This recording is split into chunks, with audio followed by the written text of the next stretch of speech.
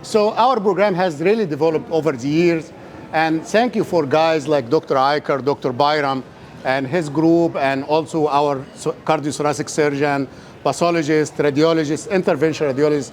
They really helped me from day one to build this program. And we are very proud of what we're doing. We have a weekly conference that we discuss every case on the conference, whether they seeing us or not. We give recommendation to their provider. We see patient in multidisciplinary clinic. So we really establish a program that is really unique. It's an academic in a community setting. So every time I go and speak to people anywhere else, I'm so proud with what you're doing here. So again, welcome to the Lung Cancer Initiative Summit here in Greensboro, North Carolina. So again, lung cancer, as you know, it's really bad disease when it comes to any type of cancer. Lung cancer is still the leading cause of death among all type of cancer. It's a fight that we, as oncologists, and many of you as patient and caregiver, we have to fight it together. And many times I have to explain to my patient in the room that I am on your side here. We are not against each other, okay? We really have to come with the decision that is good for you, that help you to go through this. Because some people, for no reason, think that they come into the cancer center that we are the one really cause their cancer. We are not. We are the one who's going to fight the cancer with you. So we try to assure them that we are all in the same page, and we try to fight this terrible cancer, and we'll do everything that make the patient feel good and also try to make them survive longer.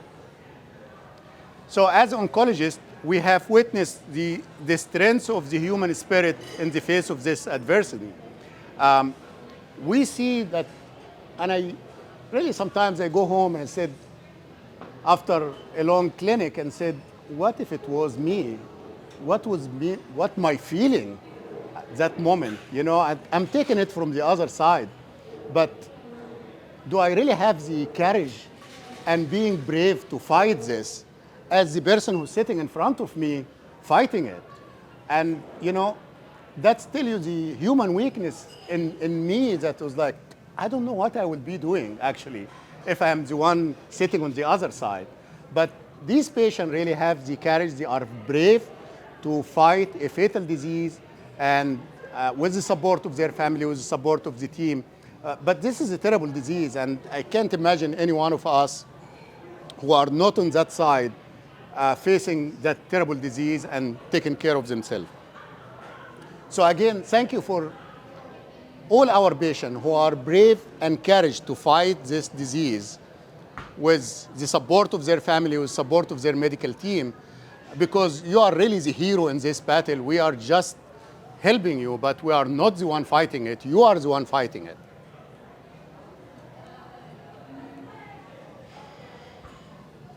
All right, this is just some statistic to tell you about lung cancer and compared to the other type of cancer. And as you see, the new cases of cancer in the United States in 2023, definitely male, the higher number of cancer that will be diagnosed are prostate cancer. And in female, breast cancer is the highest number of cancer that will be diagnosed in these patients. Lung cancer comes number 2 in both sides. But remember, this is all males, this is all females. So if you combine the number of the lung cancer, we're talking here about 237,000 or 240,000. Still a big number, even compared to breast and prostate cancer. But even with that incidence, that number 2 in the incident, it is actually number 1 in the deaths. If I show you the results here, I mean, this is also the estimated cancer deaths in 2023. Lung cancer by itself is 21% of the patient males and 21% of female. Unfortunately, going to die from lung cancer in 2023. And if you look at this number, it's actually higher than the number of people who die from prostate, colon, breast, even sometimes leukemia combined or melanoma combined. It's a big number. We are still behind we are fighting. I'm going to tell you some of the stories that we're going through, but we are at the beginning of the right track to fight this cancer and to get it better. Breast cancer, for example, if we diagnose a patient with breast cancer this year, the 5-year survival for that patient, regardless of stage, will be close to 90%. And if we diagnose somebody with prostate cancer this year, the 5-year survival for that person is going to be 95%. In lung cancer, the average survival for all stages is still around 20-25%. That's very low. And if you talk about stage 4, it used to be less than 5%, and we are now around 15% for stage 4. But that still needs a long way to go. So, to our patient, again, I need to remind you that you are not alone in this fight. You are the heart of our mission, the driving force behind all the research that we're doing. You are the fuel for our effort, and your courage and determination and willingness to stand up for this challenge is very, inspiring for all of us. And that's the reason we have a lung cancer initiative that has been going on. How many years, Beige? We started this as 18 years, absolute? Over than that. Yeah. So we started actually as a free to breathe, and if you don't know the history of what we're doing here, Raleigh started that 18 years ago in Raleigh. Dr. Garth did the first event in Raleigh. Then I was here in Greensboro. We know each other. We lung cancer doctors. So she called me and said, would you be interested in having this event in Greensboro? The next year, I think it was 2007 or 2006, we have the first event here in Greensboro, sponsored by Cone and some of the other triad centers around, and we have it since that time. So we're the second city, not even before Charlotte even, we have the event happening here in Greensboro. So, and thank you guys for all what you're doing and all the money that you raise and the research that is going on.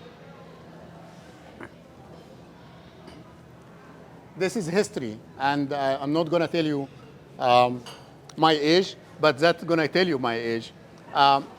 In 2002, I was doing my fellowship in Pittsburgh, and there was a very famous paper that came, Dr. Schiller, John Schiller. She actually came to one of our meetings before.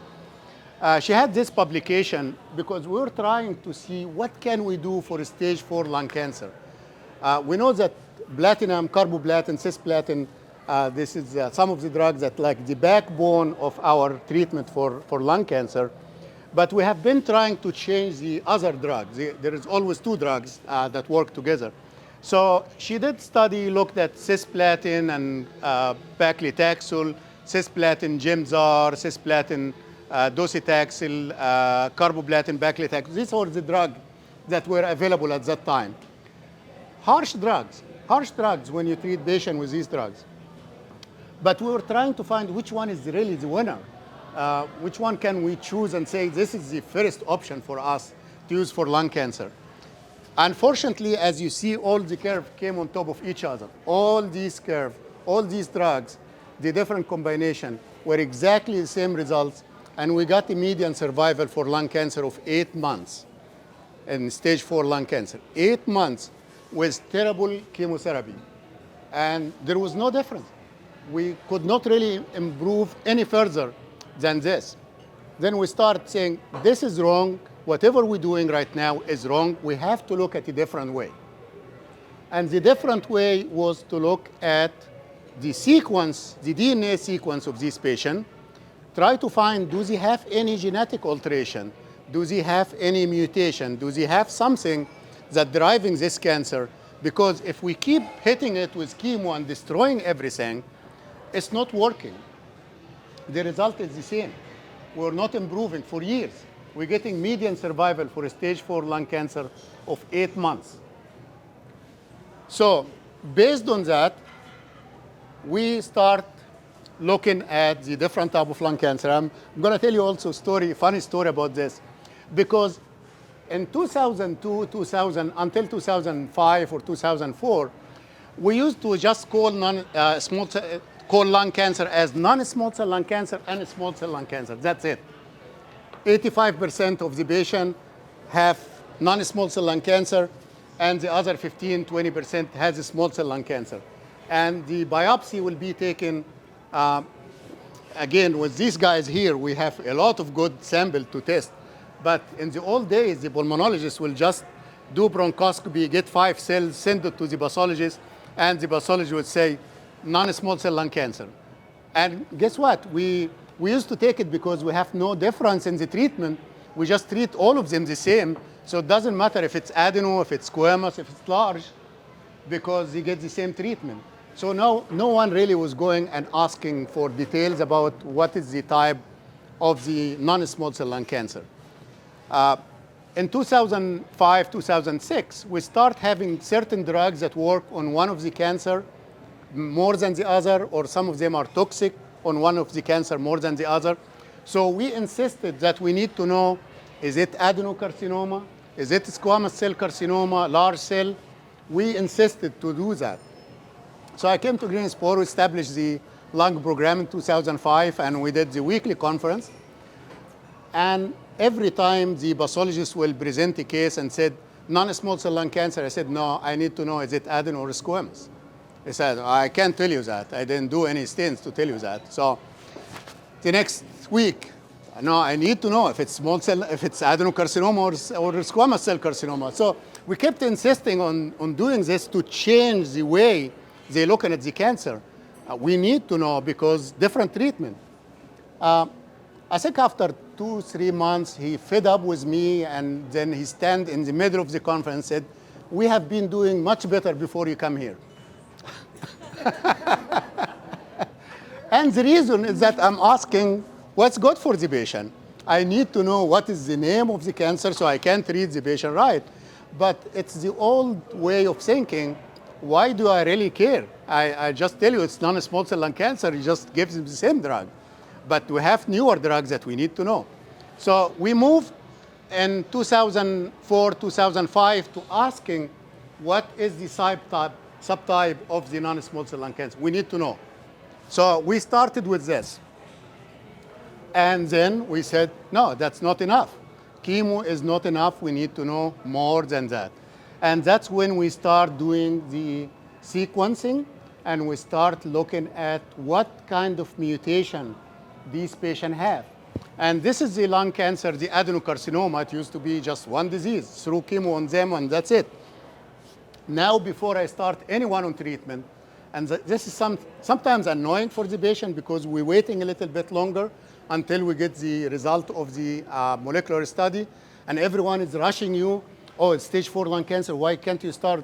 You know, their family calling from California, from Chicago. It's like, oh, you have stage 4 lung cancer. He didn't give you treatment yet. Yes, I can. I can do that. I can treat you tomorrow, but I'm going to treat you the wrong way. But I can wait another week or 10 days and treat you the right way. So we try to hold on rushing to give people treatment, said, wait, let's get the molecular study. And now we're actually doing much better. Dr. Eicher, Dr. Byram, when they do the bronchoscopy now, they send the tissue immediately from bronchoscopy suite. They also send the blood test at the same time for molecular study from the bronchoscopy suite. So by the time I see the patient in 1 week or so, I have some results. So I don't have to wait the 2-3 weeks to get the results. But now we start looking at EGFR mutation, KRAS mutation, ALK, HER2, BRAF, RAS1, RIT, NTRK, MET, and others. So we have a bunch of mutation now. The NCCN guideline, which gave us guideline about testing and guideline about treatment, insisted that at least 10 mutations have to be checked before you start treatment. You have to check and make sure that your patient does not have one of these 10 mutations because we have treatment for them. I'm going to give you some examples of some of my patients. And of course, it's anonymous, so no one knows who are these patients. This is a young person. He's 56, runner, avid runner, very healthy, never had a single, his medical history was really zero if you ask about any medical history. Present with breathing problem, went to see his primary care physician.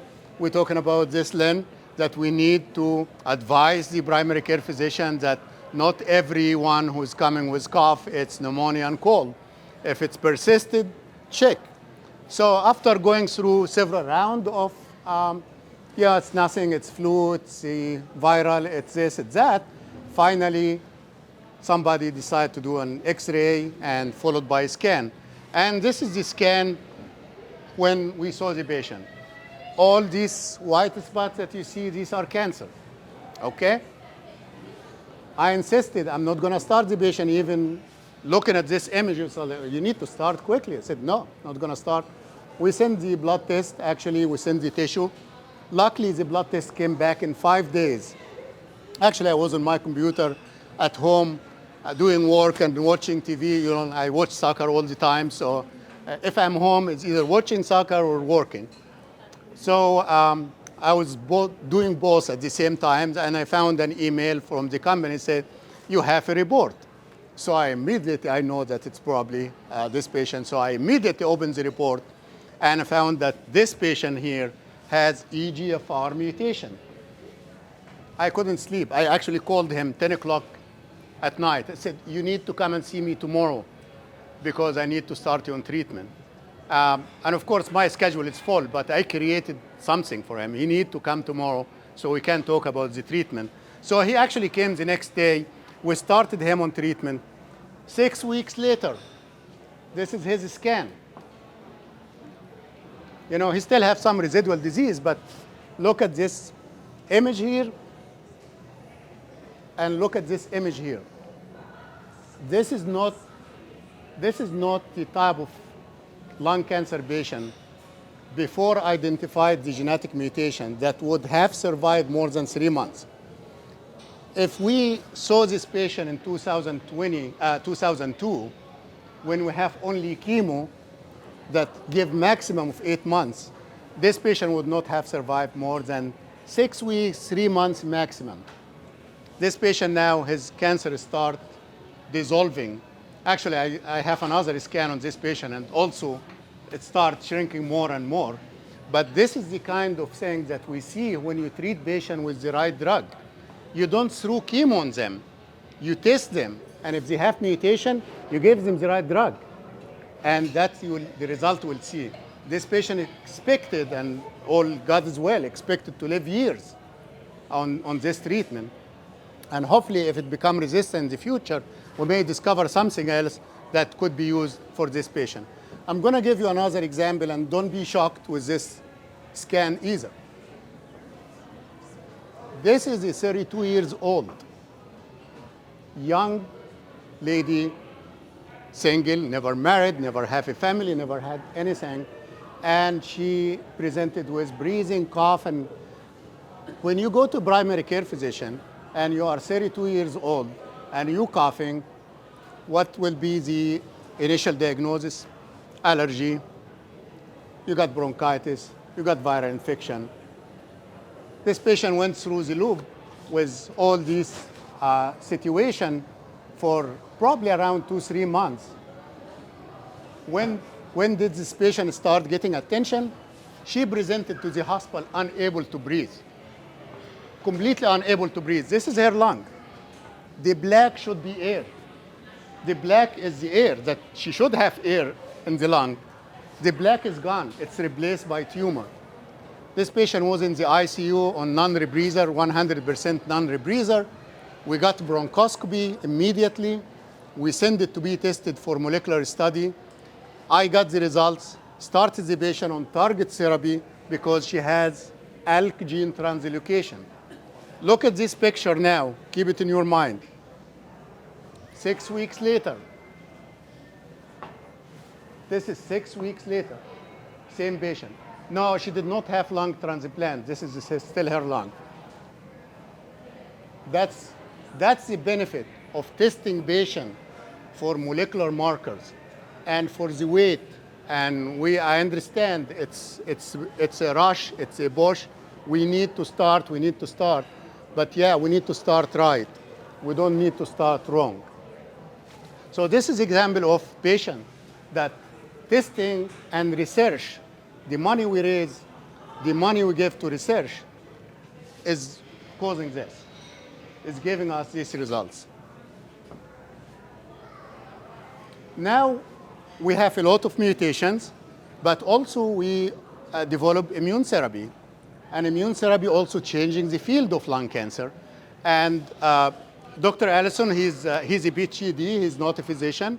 He's at MD Anderson, and he's the one who discovered the basis for the treatment of immune therapy. And I'm gonna give you a diagram just to tell you where that works. But he deserves the Nobel Prize for this, because that changed the field. Changed the field not just in lung cancer, in melanoma, in renal cell, in hematologic disorder, in many other diseases. Changed the field of lung cancer. This is how it works. And I'm gonna simplify it for you. This is our T cells. This is the cells that we want it to be active all the time. Okay? Our T cells is not active all the time. It's actually staying there, waiting for anything to happen, then it become active and go to help. So if you see any foreign material in the body, then the T cell should get active and go and fight that, that foreign material. There is some two pathways here, and you probably will hear this. You hear all the time about PD-1 inhibition, and there is also something called CTLA-4. The CTLA-4, most of our immune cells, the T cells, are located in the lymph node. Okay? They are in the lymph node. And once we have something in the body, they get released from the lymph node and go to that site of problem to fight it. So we have two locations. Many of the T cells are sitting in the lymph node. They are not just swimming in the blood. But once they get activated, they go and fight, okay, there is cancer in the lung. Okay, we're going to the lung to fight that cancer. But there are a lot of inhibition for these T cells to work. One of them is a marker here, or a receptor on the T cells itself called CTL4.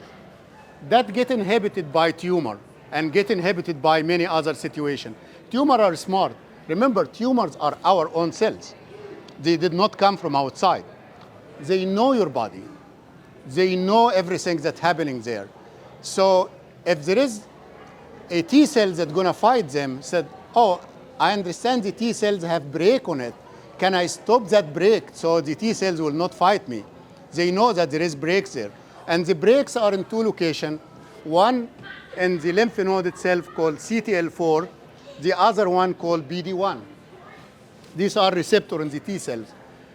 So one of the immune therapies that work to help our immune system is to come and stop the tumor from inhibiting the CTL4. So we release that brake on the T cells. So the T cells will be released from the lymph node, go to fight the cancer in the location of the cancer.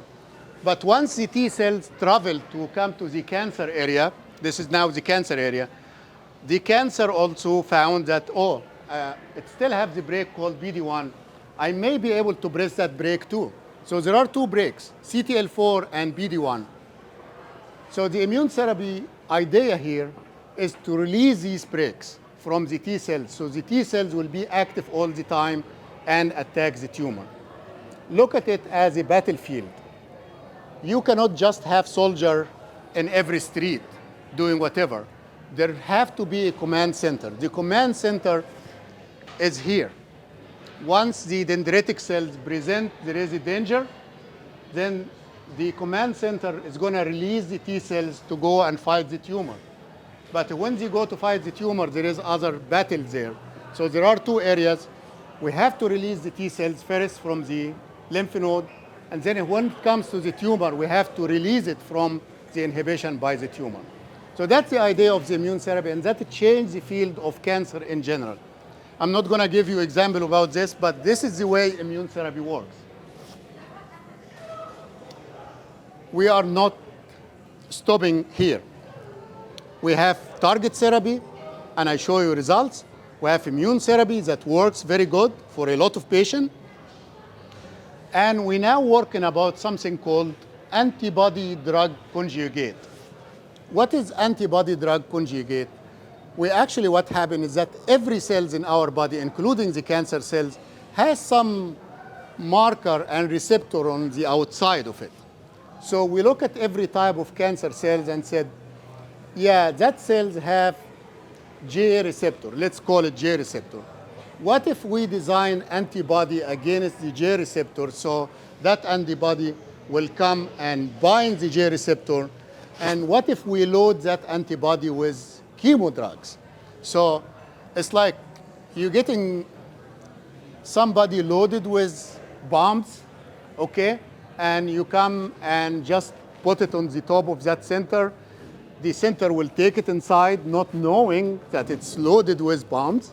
And once it gets inside, it gets internalized because it's antibody. It gets inside. The system inside the cells will lyse that antibody away and release the bomb. So the bomb is going to destroy the cells. But we're also looking, is it going to destroy the cells itself or going to destroy something beside it? So we try to be more specific. So we try to choose the kind of antibody that only on the cancer cells and not on the healthy cells. So that's the new trend now in treating cancer in general, including lung cancer. We already have drugs in lung cancer that work this way. So you get the antibody, you attach chemo to it, it comes, binds the receptor on the cell surface.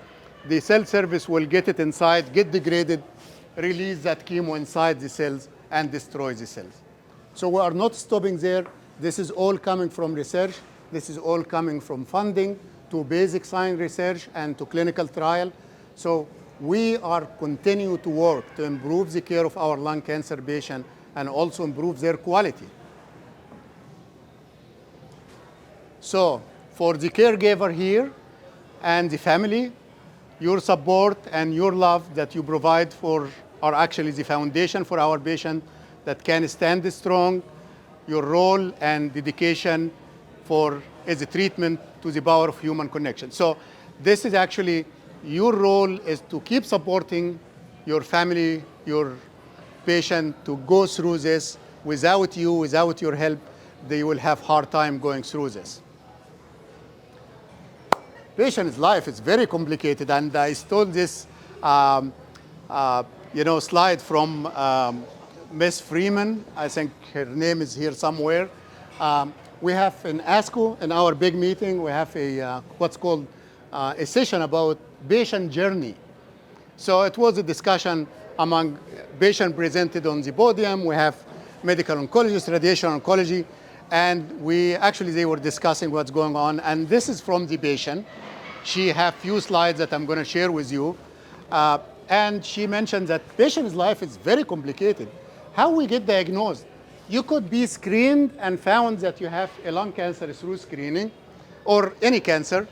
You could incidentally doing an X-ray for cough and found that you have a nodule in the lung, or you could present with symptoms. You have issues and you present with symptoms, so you get found that you have something going on at that time.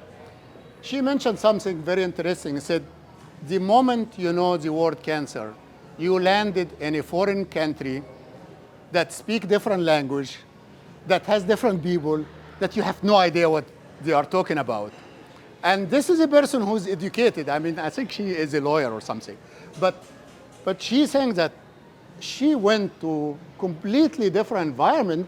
She's not used to that. She has family, she has kids, she has this. Every one of you has family, has kids, has grandchildren, has business. Everything dropped off. Everything dropped off. And now you have to deal with these guys who are talking to you about PET scan, robotic bronchoscopy, right? Surgery. We're going to do a video, assisted whatever. So all of these are foreign language. They are foreign language to many doctors. So you can imagine how it is foreign language for the patient. So the patient goes through a lot, goes through diagnostic, goes through specialists, go through waiting for the molecular markers, waiting for the results, and now it's even making crazy. You get the result before the doctor gets the results, and you try to read through that report, and you have no idea what they are talking about. And of course, you come with all these. Sometimes it's minor for me. It was like, oh yeah, don't worry about that part. But for you, it's like, oh yeah, he said that atherosclerosis. That's what does this mean? Is that I'm gonna die from heart attack? It was like, So you get the result before we know about it. So it's very complicated situation. And of course, if you go through treatment and you did good and you have a survival, and God forbid when it comes close to the end, and what happened, what's going to happen to me, if I'm close to that part. So there are a lot of things. So patient life is really complicated. So for the caregiver and for us as a professional, please be patient with them because really they're going through a lot. This is how science is. We look at it from our side. It was like, living longer doesn't always mean living better. And of course, the cartoon said the survival of this patient is a true testimony to the blessing of modern science, but he's inside, a test tube back there. So definitely it's, people look at it from different perspectives. So we're doing our best here. We're giving this drug. I think the survival will be better. But we really don't know what the patient themselves going through. So living longer sometimes doesn't always mean living better. This is another slide from her, and this is the person who presented her patient side. And as you see, everyone look at her and is like, her care team and other people perceive that she looks great. If anyone see you on the street, will never believe that you had lung cancer or stage 4 lung cancer. But the reality is that, yes, she may be getting even the best treatment, which is target therapy. But even target therapy is coming with some side effect, coming with some itching, dry eyes, dry skin. She said that if I have, a spike in my heel and it's annoying me all the time, it's like, if it's one day, that's fine. But if it's like every day, it's really making your life miserable. You wish that it gets better. So again, tolerable is relative. And it's relative because we look at it, oh, you're doing great. The cancer is shrinking, you're doing fine. And side effects are not that bad. It's like, yeah, it's not that bad for me, but it's bad for the patient who's taking this treatment. So again, we need to pay attention to that. And in summary, I really need to remind you that lung cancer is still the leading cause of death. Among all the cancer, we still have a lot of work to do with your advocacy, with your help, with your support for the lung program. I think we're going to get there. We were not there. I show you the result when we had in 2002. And now where we are moving a lot in the right direction. Screening is still very important. Smoking is still the main leading cause for cancer death and lung cancer in general. But there are a lot of people here and many other patients that never smoked a cigarette in their life, and they have lung cancer and they have to deal with it. So the screening program, our pulmonary group are doing a wonderful job with that. Lung cancer, the treatment is improvement. Lung cancer cannot be treated with one physician. It has to be really a multidisciplinary approach. That's why we meet. We meet together every week to talk about every new lung cancer patient that we diagnose and what is best for them, even if they have recurrence. We discuss it again. So having a group of physician and provider and navigator and social worker and all of these together is the way to treat lung cancer the right way. And I think this is my last slide, and thank you so much for being here. Good morning. My name is Sarah Bales. I am an attorney and a lobbyist with Brubaker & Associates. We're a contract lobbying firm who primarily work in the state government affairs space. So when you think about what we do, I often say, the worst question that I get asked at a dinner party or when I'm with my family is, what does a lobbyist do? It's not an easy thing to answer, but essentially what we say we are is we are a liaison between the organization that we're representing and the legislature and or some state government official.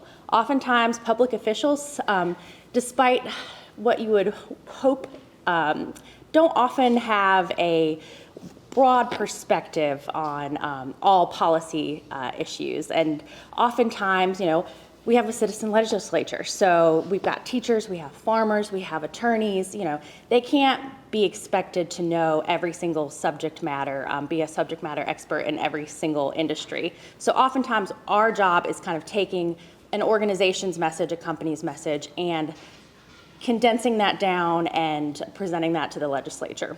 On the flip side, oftentimes it's really hard for folks like y'all to just be at the legislature every day. You have jobs, you're caretakers. You shouldn't have to know exactly what's going on at the legislature at any given hour. So our job to you is often to kind of explain the implications of what's happening downtown, because despite what you would hope, oftentimes you don't get the full rundown in the media. So my firm is Brubaker & Associates. We've been around for about 10 years. We're a 5-member team, again, small contract lobbying firm. And we were started by Harold Brubaker, who was served in the legislature for 37 years. That really doesn't happen anymore. And served as a Speaker of the House and a state appropriations chair. So he was in charge of writing the state budget right before he retired and started the firm. So I'll give you a quick, I don't want to make this a political science class, I'll just give you a quick overview of kind of what our state government looks like and how it impacts your life. So despite what most people probably think of when you think of government, we are not the federal government, we are not Congress, very separate, but the state government and the budget that they write really impacts your life in a pretty significant way. State government and the folks that we often work with are divided into the executive branch and state level agencies. There are 11 cabinet agencies, so you've got 11 agencies that the governor appoints the head of those agencies. Those are things like the Department of Transportation, Health and Human Services, the Department of Revenue. Additionally, you have 8 Council of State agencies. These are the folks that run statewide. So if you think about the Secretary of State, the Treasurer, those folks run their own agencies. So while those 11 cabinet agencies are appointed by the governor, who is currently Governor Roy Cooper, a Democrat, those 8 Council of State agencies are all elected statewide on their own and have full authority to hire and fire the folks within their agency. So you can imagine there's often a partisan split among those state agencies. So part of our job sometimes isn't just all at the legislature, it's navigating kind of the political breakdown between those different agencies. Most of our work is spent at the legislature. Like I said, we have a citizen legislature, they're full-time. Unlike Congress, they do not make $130,000, $140,000 a year. They actually are paid $13,000 a year, and if you break it down, I think they make about $2 an hour. Probably less than that with our sessions that have run into 11, 12, 13 months lately. These folks are, we've got a bicameral legislature, so you've got 50 members of the Senate and 120 members of the House. In our current Senate, we have 30 Republicans, 20 Democrats, so that's what's called a supermajority because the legislature has the ability to override a gubernatorial veto if they vote on party lines. In the House, 120 members, 72 Republicans, 48 Democrats. The House actually did not have a supermajority earlier in the session, but convinced one Democrat to change her party affiliation, and now they do have a supermajority with 72 Republicans and 48 Democrats. These folks serve a 2-year term. Like I said, they're citizen legislators part-time, and they come in for that 2-year, what we call a biennium. The first part of that starts in January in the long session. So the long session typically, I say typically, it's not been typical the past few years, typically runs from January to about August. And this is kind of the bulk of when the policy and budget work is done. So they'll pass a 2-year budget, they do a lot of the big policy stuff, and it's pretty much wide open. We are currently still in our long session. We also don't have a budget yet. I'll get a little more into that in a second. Second year of the biennium is what we call a short session. So they'll adjourn for a few months and then come back in April. And usually this runs through about, again, July or August in an ideal world. But the legislature never is an ideal world. We do budget kind of corrections. Oftentimes you can imagine a 2-year budget, you can't forecast everything, revenues change. So they tweak that. They often try to get, whatever policy they had in the long session kind of past the finish line in that short session. The budget process. So this is something that I think kind of as advocates is really important, because you talk about funding nonprofits, insurance coverage, Medicaid coverage. Those are the kind of things that they are funding in the budget. I spoke to that long versus short session budget. The budget usually starts in earnest in February. Every other session, the House will start it or the Senate will start it. House versus Senate, really, that doesn't matter too much. The House will write their budget, ship it over to the Senate. Senate will look at theirs, adjust it, and then they eventually go through what's called a conference process that we're still in the middle of right now and work out the differences among the two chambers. It's been really interesting, and the reason we haven't had budgets or the budget process has been super prolonged in the past couple of years is because of what's called a continuing resolution that we have in our state budget law. Unlike the federal government, after 2019, and it was a bill that was passed in 2016, we have an automatic continuing resolution if a budget's not passed by July 1 of the fiscal year. So what that means is every spending dollar, kind of continuing spending, what we call recurring dollars, just continue to be spent at the same level come January 1. What that results in, though, is that we don't have any new increases in spending. So you're hearing a lot about teacher pay and schools having a hard time getting started because they don't have a budget. You don't get new spending. You also don't get new one-time kind of capital dollars, big projects. That stuff doesn't happen under the CR, so you need a budget. So I tell you all that just because I think it's important to kind of have an overview of what you're dealing with when you go down to the legislature and what they do and what they don't do. This session, there's been a lot of big issues. I'm sure y'all have heard some of them. Medicaid expansion probably was the biggest and earliest one that we got to the finish line.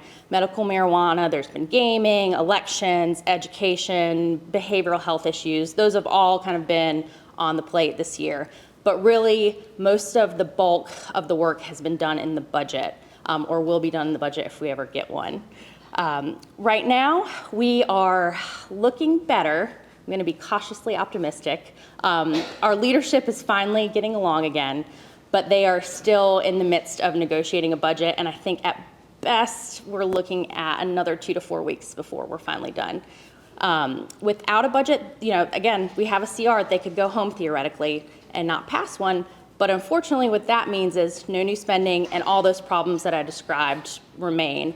They additionally come back in the short session and they would have an additional $12 billion that they're dealing with that they would have to spend, and you would look at the short session almost kind of like a long session where you'd have this big budget process. So that's just an overview, and I don't want to spend too much time on the nitty-gritty.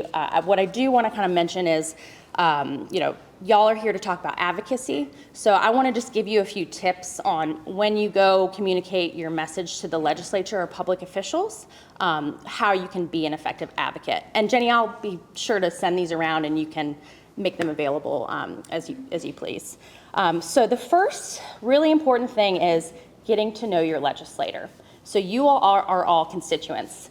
I'm a paid lobbyist. I'm down there every day. At some point, messages stop resonating with the legislators when they see you every day, and you really have to have the organizations that you represent either working with them in the community or coming down for lobby days at the legislature. Y'all are the voters. I don't vote for them. Well, I vote for 2 of them in my Raleigh district, but it's really important that they hear from their community and their voters. Your kids go to school together, you go to the same churches, you're in the same community groups. You are going to be the most effective messenger.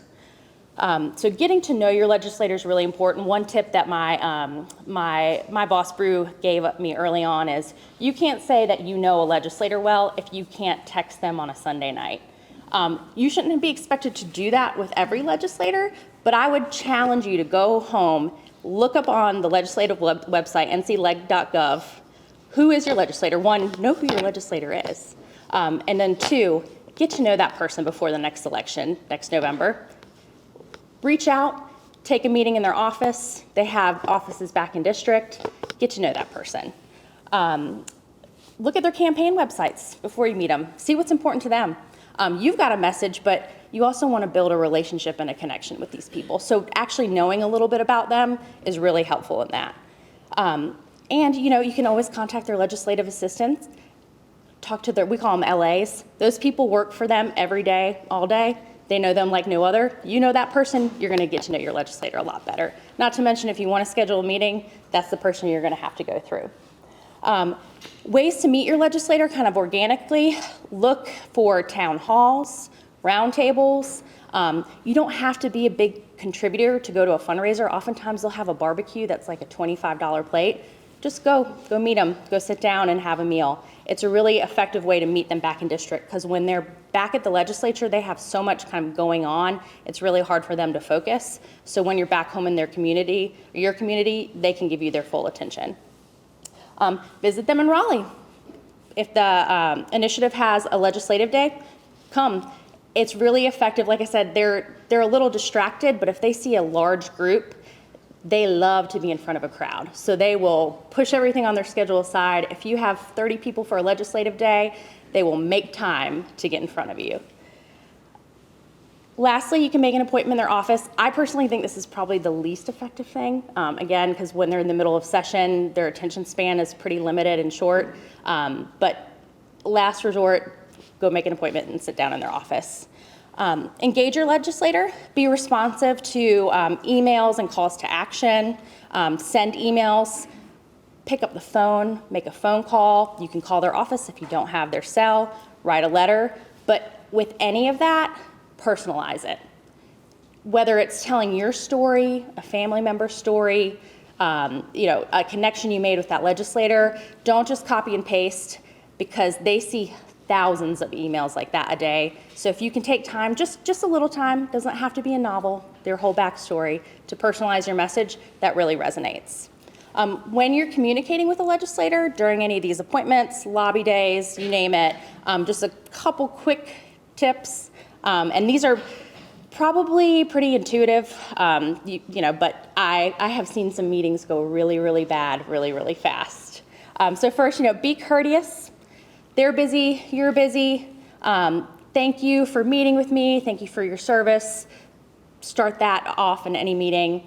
And even if things were to get a little tense or dicey, try your best to kind of maintain that courteousness. And there's nothing wrong with disagreeing. I mean, that happens all the time, but try to do it in a courteous way. Be respectful.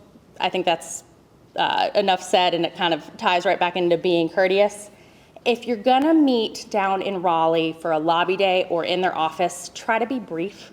I have never had a meeting that wasn't like a big stakeholder negotiation or like a one-on-one that was longer than maybe 15 minutes. Like if you can't kind of get the message across in 15 minutes, you're probably gonna lose them a little bit. And you'll end up, instead of being remembered for the message, you're gonna be remembered for the person that hung around in the office for 45 minutes. Personalize your message, like I said before.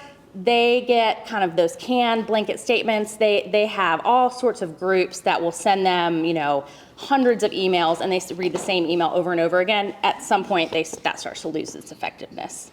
And then lastly, say thank you. Not every legislator is a great legislator, and you may not get along with them, but at the end of the day, they had to be elected by at least 30,000 people. They have to raise a bunch of money. They have to go to Jones Street, and it's a pretty thankless job. They don't make a lot of money, and they get yelled at a lot. So thank them for their time. Thank them for the meeting. Thank them for their service. And I don't think you'll ever go wrong when you walk out of one of those offices. Well, I'm super excited to be here for the Lung Cancer Initiative's Advocacy Summit. I think this is a really powerful way to come together and also to get unified behind this really important cause. I know excited typically isn't the word you would use to explain or to describe lung cancer, but certainly there's some other words I could use. But I'm going to choose hope today, because that is what my speech and what, oh, sorry, no problem.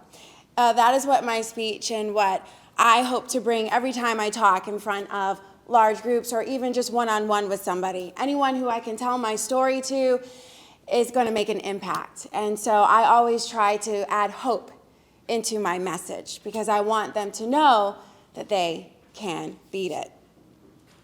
When you have hope, it's also much easier to get through some tough times, to smile through some of the painful moments, but also to appreciate life.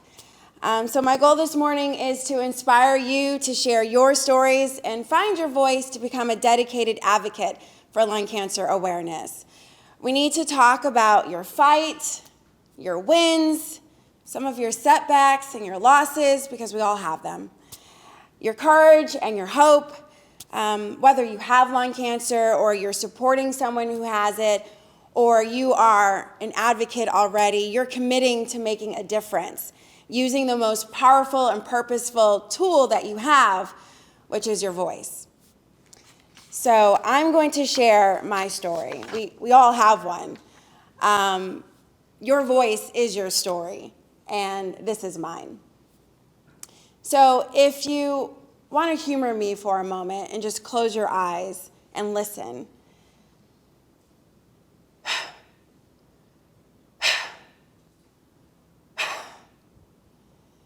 It's never easy to watch someone you love fight so hard to breathe.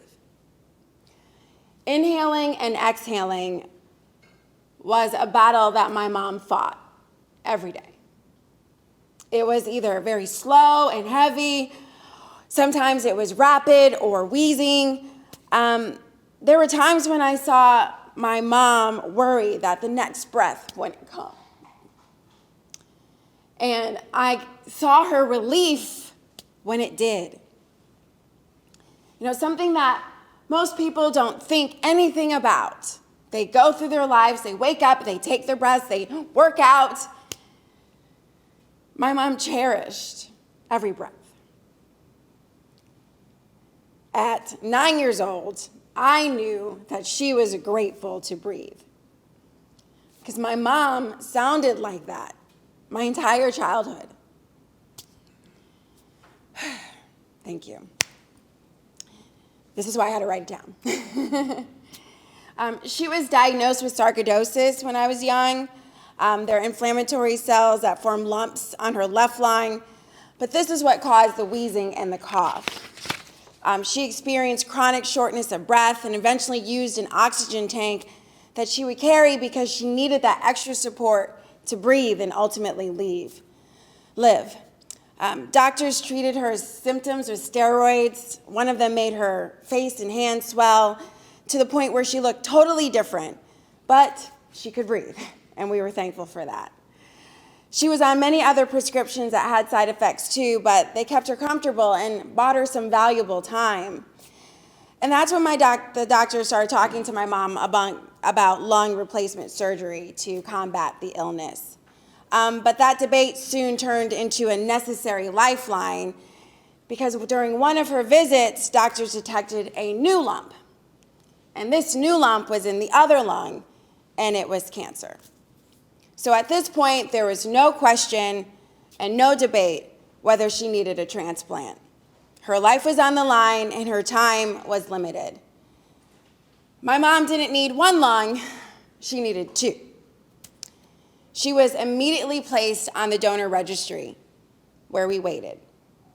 Doctors warned us that the wait for a donor with two healthy lungs that matched my mom perfectly could be longer than the time that she had left to live. That was a major blow. And all we could do was really be there for my mom, to help her stay strong emotionally and physically, and to be that bit of hope she needed to stay focused on this fight. Well, she began treatment right away. We moved her into an apartment close to Duke University Medical Center so she could get the care that she needed, get to all of her appointments, her therapies and scans. And we also knew that when it was time, when we would get that call to go to the hospital, we had to move fast, and that call could come whenever. The first few weeks of that process really played with my mind. I think I probably jumped at the phone every time it rang, thinking this could be it. But it wasn't. I also remember staring at the phone as if I had some kinetic power or energy to make it ring and make it be the doctors at Duke Med saying it's time, but that wasn't it either. We were on edge at first, but we eventually calmed down as the months went on. And our anxiety over the situation turned into cherishing the right now, the moments that we were in. We held on to our faith, thankful about this time that we had together, hoping we would have more time with my mom and that she would be here with us a little longer. Miraculously, we got the call that it was time within 6 months. We couldn't believe it. It was 10:52 p.m. on October 25th, 2004. 2 lungs, a perfect match. We're being flown to Duke University Medical Center, and my mom needed to get to the hospital right away and prep for surgery. So our hospital bags were ready, check. Mom's forms and paperwork were in order. I had that together, check, check. I was at the door with our coats and our bags like, come on, let's go. And she was still sitting on the couch. She was in shock, and understandably so. I mean, the time was finally here. And this is something that she dealt with all of her life. She was scared, somewhat happy, thankful she lived to see this day, and praying for the donor and their family. I remember doing my best to consider her feelings in this moment, but we really had no time to waste. We had to go. The ride to the hospital was short and it was silent, but we were both quietly talking to God the best way that we knew how, praying for her total recovery and healing. My mom went through those surgery doors, and that's when all the emotions that I had been holding inside came out, and that rush of emotion took over. I was holding it together and being strong for my mom all of this time that as a caregiver, I really didn't ever think about myself. And I didn't realize that the toll that it took on me. My family made it to the hospital, and we were all amazed at how well the surgery went. Her new lungs responded right away. The surgeons came out and gave us the great news, but they warned us the fight wasn't over. The hours ahead were critical, and the recovery in the long term would be grueling. Overnight, there was a problem, and we almost lost her twice. But again, we had hope. And we figured God wouldn't have brought us this far without a reason. And that's where I found my purpose. I'm a motivational speaker. I usually don't cry unless I'm talking about my mom or myself. But in our space, our techniques we use to inspire is to ask people their why.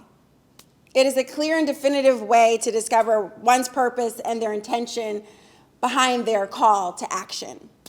My mom's lung cancer journey gave me profound purpose. But it didn't happen at the time of her diagnosis. My why, my reason for sharing my story stems from the night my mom got the call to the hospital. 10:52, 10:25, 20:04. Those numbers I'll never forget. The night she handed me her final wishes, just in case she didn't survive the surgery. She typed it out and signed it, which was a surprise because I didn't even know that she had this with her. It was separate from her will, and the documents specified directions about her care in the hospital, when to pull her off life support, and who had permission to make that decision. And there was a special request for me. In this document, my mom directed me to stop holding in my feelings. She told me to share our story with anyone who would listen.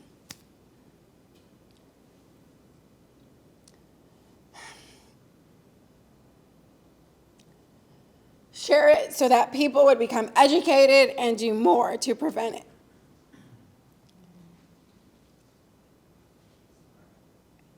I promised her, of course, that my mission for advocacy would begin immediately. And it gives me great joy to tell you that she is also sharing her own story. My mom is now 19 years cancer and sarcoidosis free. She rips and runs all over Greensboro without an oxygen tank, never again fighting to breathe. Her surgery time and date, 10:52, 10:25, 20:04 are my lottery numbers. And she wanted to be with us here today, but she's dedicated to my father's care, who's now fighting Alzheimer's.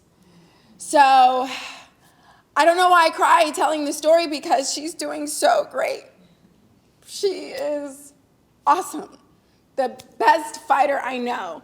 But I can never get through telling this story without crying, because I know how hard it was. But her story, her fight, inspires me every day.